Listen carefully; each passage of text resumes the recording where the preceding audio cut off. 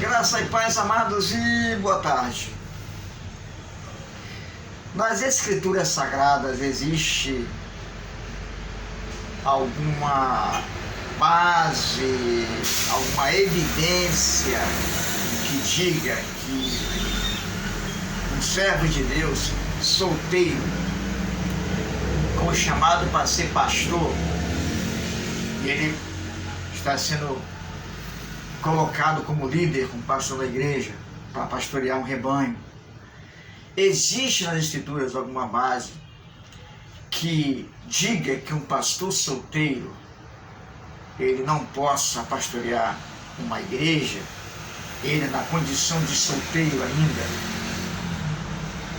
A Bíblia traz alguma evidência, algum respaldo que diga que o servo de Deus, o pastor, ainda na condição de solteiro, não possa exercer o ofício ou pastorear uma igreja na condição de solteiro?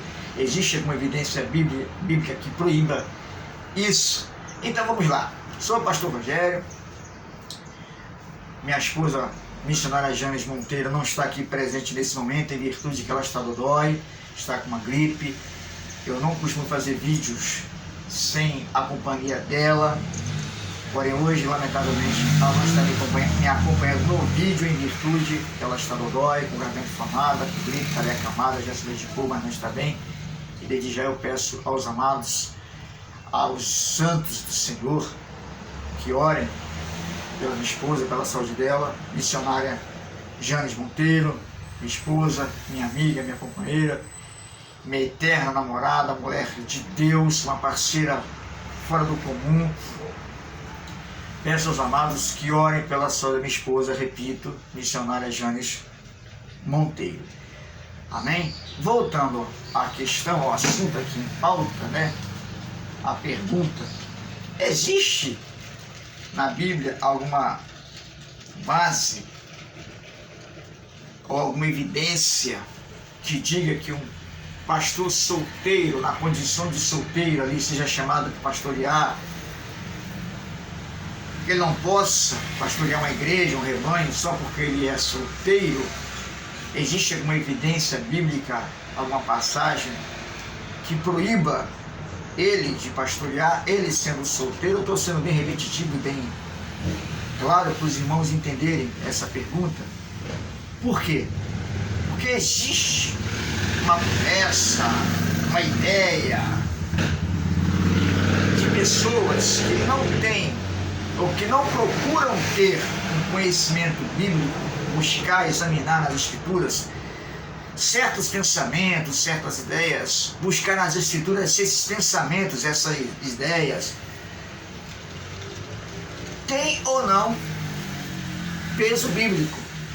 E o grande perigo é que parece que hoje, em pleno século XXI, na maioria das nossas igrejas, o que procura falar mais alto e exercer ou exigir ou exercer autoridade em certos assuntos é mais o que as pessoas ou os líderes pensam, e os seus pensamentos acabam se tornando normas doutrinárias, do que a própria Escritura, ainda que esses pensamentos e regras doutrinárias não tenham base bíblica, acabam se tornando mais credibilizada, mais aceita nas igrejas do que as Escrituras. E isso é perigoso. Por quê? Porque acaba psicologicamente ou culturalmente exercendo domínio, influência, poder psicológico na mente dos fiéis da igreja, mais do que a própria Escritura. E por não examinar as Escrituras para saber se essa ideia, se esse pensamento por parte dessa liderança é bíblico ou não, por não procurar essa evidência, acabam aceitando o que a liderança fala mais do que a própria palavra de Deus. Jesus, no capítulo 7 do Evangelho de João, no versículo 38, diz assim: aquele que crê em mim, como diz a Escritura, como fala a Escritura, Eu sei que esse texto aqui vai falar de vários assuntos, entre eles a promessa do Espírito Santo de Deus sobre a igreja, o Consolador, mas eu peguei esse versículo para deixar claro que eu tenho que crer naquilo que está nas Escrituras. Eu tenho que acreditar naquilo que está nas Escrituras. Se o que está sendo ensinado no altar tem realmente respaldo, fundamento, peso bíblico, maravilha. Mas se não tem, é apenas um pensamento de ou de uma norma doutrinária interna da igreja, ou um conceito pessoal de uma liderança, ou conceito de uma igreja, se ela não tem fundamento bíblico para ter aquele conceito, se não tem base contextualizada, eu não tenho o dever de acreditar nem de concordar. Eu posso respeitar o ponto de vista, que é um dever que eu tenho, e ele tem o direito de ser respeitado pelo seu ponto de vista. Mas concordar é outra história, porque para mim concordar tem que ter respaldo bíblico. Mas por quê? O assunto, pastor? Porque lamentavelmente eu já vi pessoas dizendo, sem contexto bíblico, sem base bíblica, que pastor solteiro não pode pastorear uma igreja porque ele perde a autoridade de pastor sendo solteiro, não pode aconselhar casal, não pode aconselhar dois. Mas quem foi que disse isso? Em que parte das Escrituras a gente tem esse respaldo, essa base para ter essa afirmação? Aí outra coisa, se nós formos ler, né, a carta de Paulo a Timóteo, a primeira, a segunda, e a carta de Paulo a Tito, vai descobrir que Timóteo era um pastor solteiro. Ele pastoreou, não se sabe quanto tempo ele pastoreou solteiro, mas ele pastoreou solteiro. Segundo alguns estudiosos, Timóteo passou a exercer função pastoral e a liderar a igreja, que foi entregue a ele pelo próprio Paulo em Éfeso, a partir dos 25 anos, mais ou menos essa base. Ele pastoreou durante um tempo solteiro, não se sabe quanto tempo, mas pastoreou solteiro.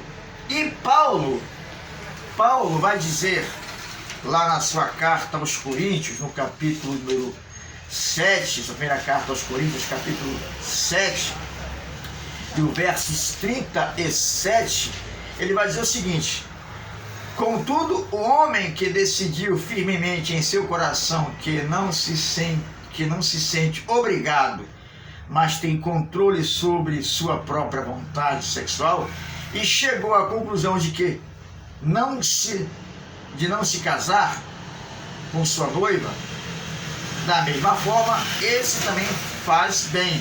Em outras palavras, a lição de Paulo aqui é para casados e solteiros, referente à obra do Senhor também, se você for ler o contexto.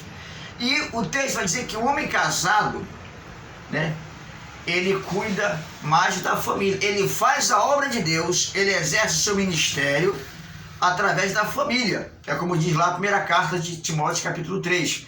O homem solteiro, por não ter essa obrigação conjugal, essa obrigação conjugal, ele está mais livre nesse caso, né, para exercer mais a obra do Senhor.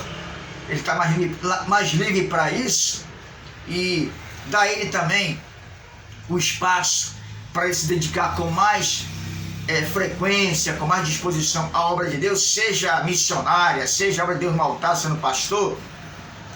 Então, entre o homem casado e o homem solteiro tem mais liberdade para isso, mais disponibilidade para fazer a obra do Senhor nesse sentido. Então, aqui Paulo está dizendo que tanto casado quanto solteiro, aqui de uma certa forma, pode exercer liderança na igreja, um pastor. É claro que no pensamento de Paulo, um homem casado, ele corre menos risco do que um homem solteiro, né? Se você for ler Timóteo, se você for ler Corinto, a gente vai chegar a essa conclusão de que o homem casado realmente corre menos, na ideia de Paulo, corre menos risco do que Timóteo. Apesar de que, infelizmente, hoje, nas nossas igrejas, homem casado também, lamentavelmente, sendo líder, né, dá algumas mancadas. Mas, enfim, o assunto aqui não é esse. Porém, o que Paulo quer dizer, no geral, aqui, é que tanto que o homem solteiro também pode exercer função ministerial, também pode pastorear. E a carta de Timóteo, ela deixa isso bem clara sobre esse assunto. O problema é que tem pessoas que não procuram conhecer as Escrituras, acham que o que o pastor fala, o que o líder fala, né? Ainda que ele não tenha fundamento bíblico para trazer uma palavra para a igreja, uma estrutura bíblica, o que ele fala está falado e é verdade absoluta e não se deve questionar. Não, querido. Não é bem assim que a coisa funciona, não. Nós temos que examinar nas Escrituras se realmente o que está sendo ministrado, o que está sendo falado, tem base contextual bíblica. E detalhe, todos nós que estamos no altar somos sujeitos a erros, a falhas, até de trazer alguma expressão de maneira herética, porque somos seres humanos, nós somos limitados. Entendeu? Louvamos a Deus que ainda existem ministérios que procuram evitar trazer heresias no altar. Mas acontece, infelizmente. Entendeu?